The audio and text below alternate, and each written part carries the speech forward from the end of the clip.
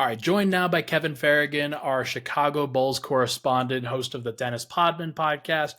Kevin, thank you so much for popping on, man. Really appreciate you taking the time.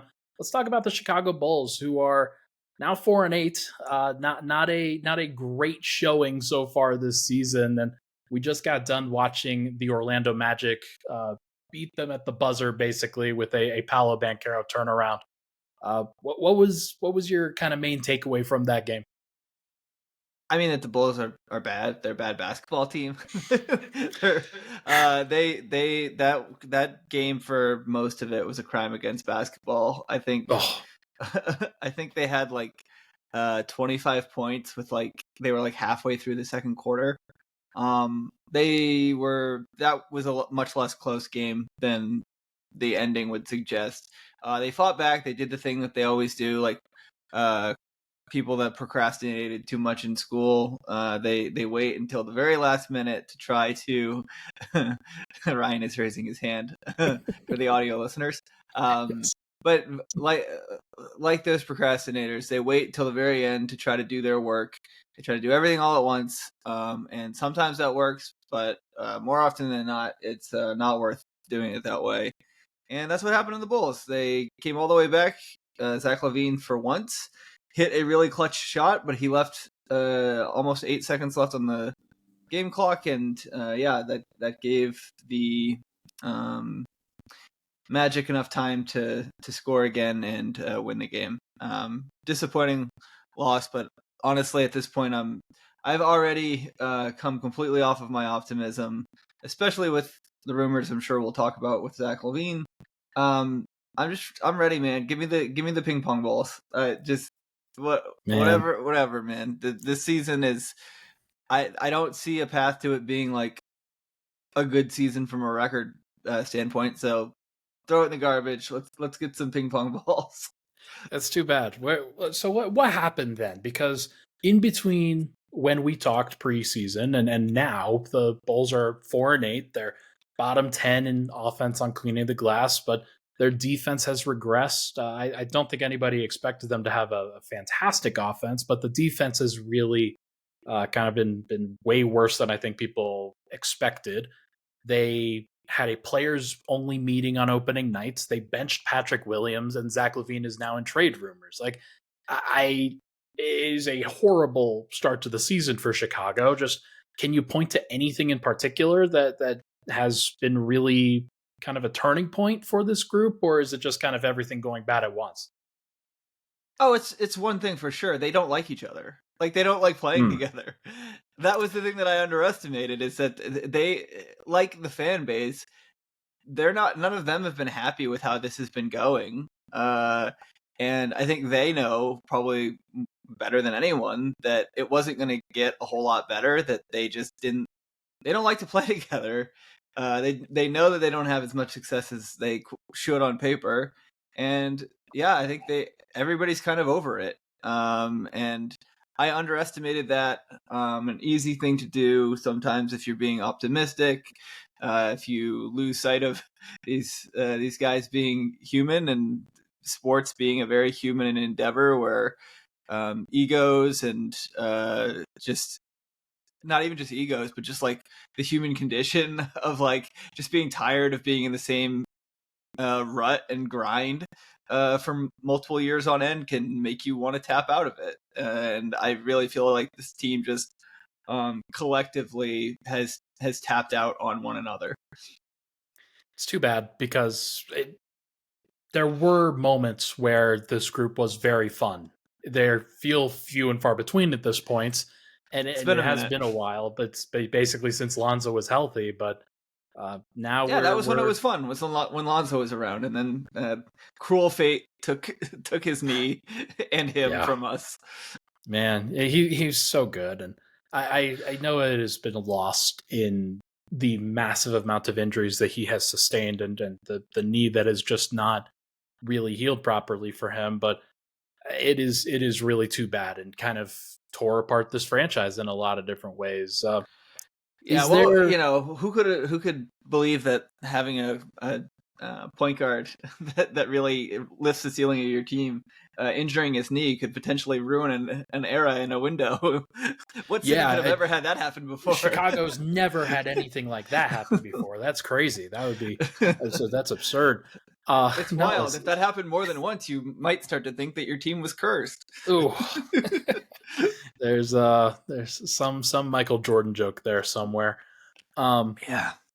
Man, I am almost feeling like really bad at this point in now having to transition into talking about trade rumors, because Zach LaVine, it was just made public that he and the Bulls seem willing at least to explore different avenues, to explore a trade, and whether it's a move to a specific destination or just a move away from Chicago, it seems like both sides are kind of ready to at least make that public now.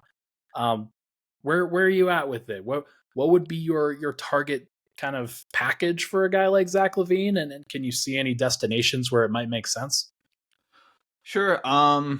Yeah. So I made my peace with that Zach was not going to be a Bull much longer in the offseason, when there were all those rumors that the Bulls desperately wanted to trade him, which, you know, they're great at maintaining the value of their players in the trade market. They love nothing more than to run a guy down before they trade him, so they get the minimal possible return. Sounds like you seem a little bit jaded, Kevin. What happened? Well, I've followed this franchise since they ran Michael Jordan and Phil Jackson out of town prematurely. It wears on you after a while. Jerry Reinsdorf sell the team. But it's it's, I don't know. I've made my peace with them losing Zach. I was encouraged this summer that they weren't just taking any offer, but because that seemed like the holdup with trying to trade him this summer, was that just they weren't getting good offers. Right. The flip side of that, though, is that they were like loud. It wasn't like I'm not anybody, and I heard like through 2 degrees of separation from people that actually know things that like they were like really trying to get rid of Zach, and so that doesn't help his market value. So they put themselves in like this untenable situation where they don't want to take a bad return for Zach, but they've made it so clear that they are done with him that I don't really know like what a good, like what, when you've already pre-negotiated against yourself like that, what does a good package look like?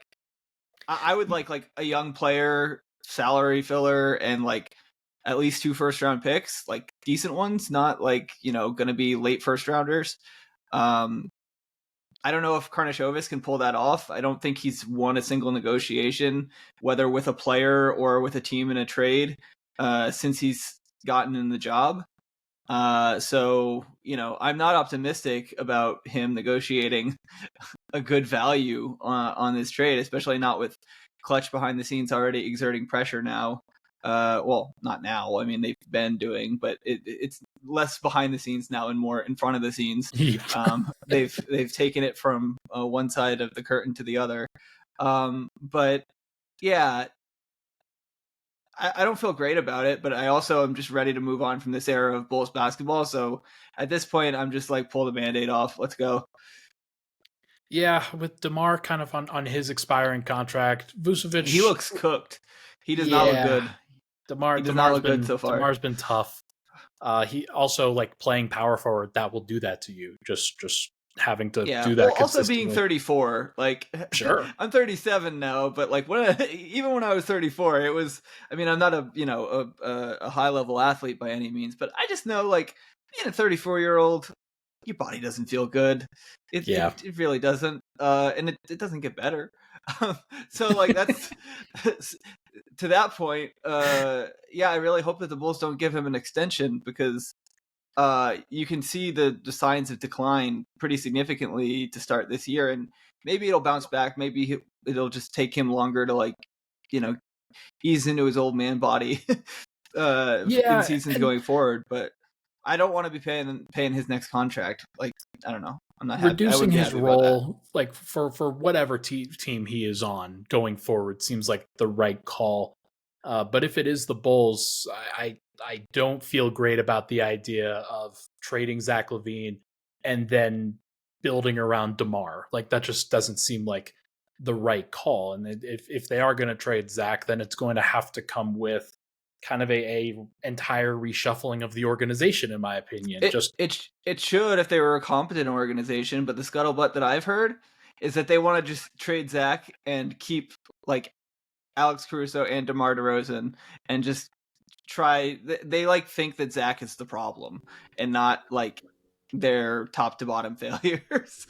Like Yeah, to it's me, really don't take this the wrong it doesn't way. make sense. Don't take this the wrong way, but like the problem is that they don't have a top guy and they don't have a top two guy really. Like Zach is No, probably more comparable to a Bradley Beal or somewhere in that general range instead of the I Devin think he's Booker. better than Bradley Beal. I'll push back on that a little bit. I think Bradley Beal hasn't been good for a few years, but Sure. and I think Zach is still very good. I just think that the problem with Zach is that Zach thinks Zach is a top 8 player. Yeah. And so for Zach to really thrive, he needs to be on a team where he is clearly not the man. He needs to be on a team with somebody of like the level of like a Luka or a Giannis, or he can't be on Giannis's team because Dame's already there. But like, if they could swing a trade with Dallas, he would look great there as the third guy with Kyrie and Luka. He would look amazing, and I think he would actually accept playing a role with those guys because Kyrie has the respect of every hooper. People all think that guy is like basically God. And Zach is nothing if not a hooper.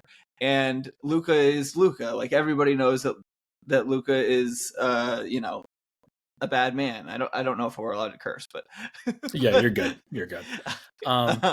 If what about Golden State for Clay and somebody like Kuminga and draft picks? So I would want Brandon Podziemski. I liked him in the draft, and I like him better already than Kuminga. I'm not a Sure. Kuminga guy. I might want Moses Moody and Podziemski. I'd take Clay's contract to wipe the Zach contract off, basically. And yeah, if they threw in a couple of picks, that's like it's not an amazing return, but I really like Podziemski, even as just like a bench guard. And I think Moses Moody can be like someday can be a slightly below average starter. Right now, I think he's still not great, but I think he's probably got a higher ceiling than that, in my opinion. But either I think way, his ceiling's higher. I just don't think he's going to hit it. Sure. Like most people don't. Most important thing, and like in all of these situations, you're looking for an expiring contract to kind of clear your books. You're looking for a young prospect. You're looking for some draft capital, and the hope being again, this is what you would do if you were a sane team. But the Bulls are a team that thinks that Zach is the problem, so they might just take like not even expiring contracts. They just might take like players they think are good back and like not even get picks because that's the kind of franchise they are. I like the idea. Dumb stuff that they do. I like the idea because you mentioned, hey, who is the alpha? Who is the guy?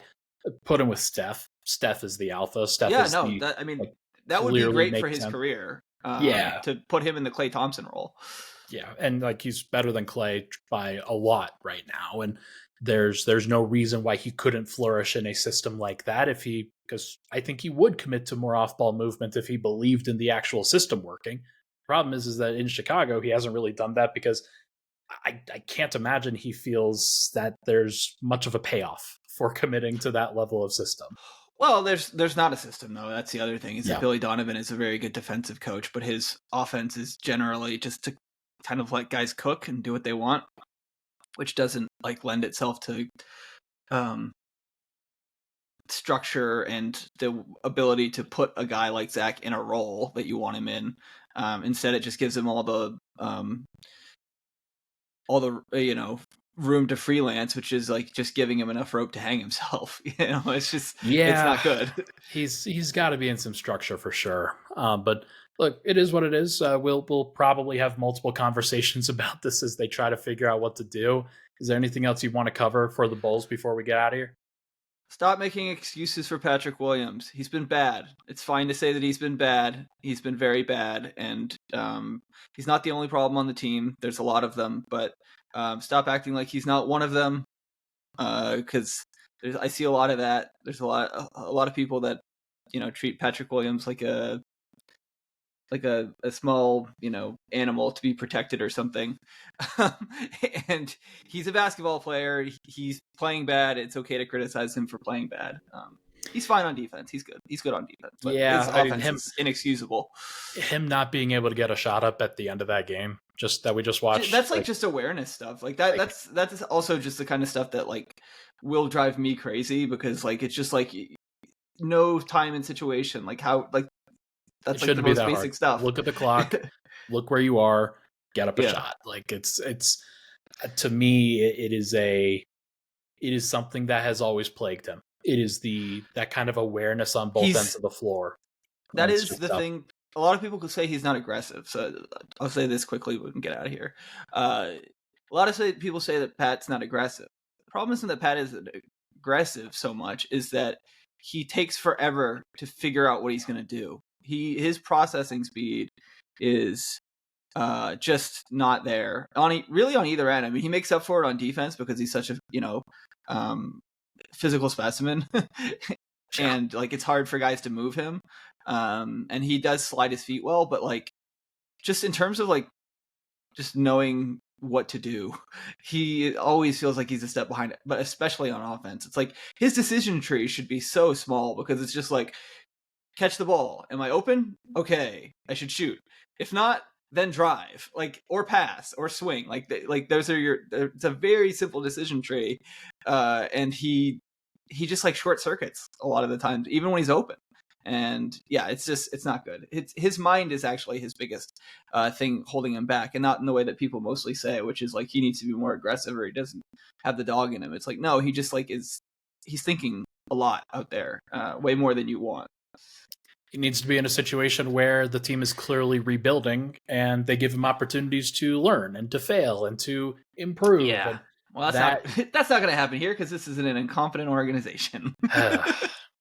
On that note, he is Kevin Ferrigan, a host of the Dennis Podman Show. Make sure to go follow him on Twitter at NBA Couchside. Kevin, thank you so much for hopping on, man. Really appreciate you taking the time. Yeah, of course. Thanks, Ryan.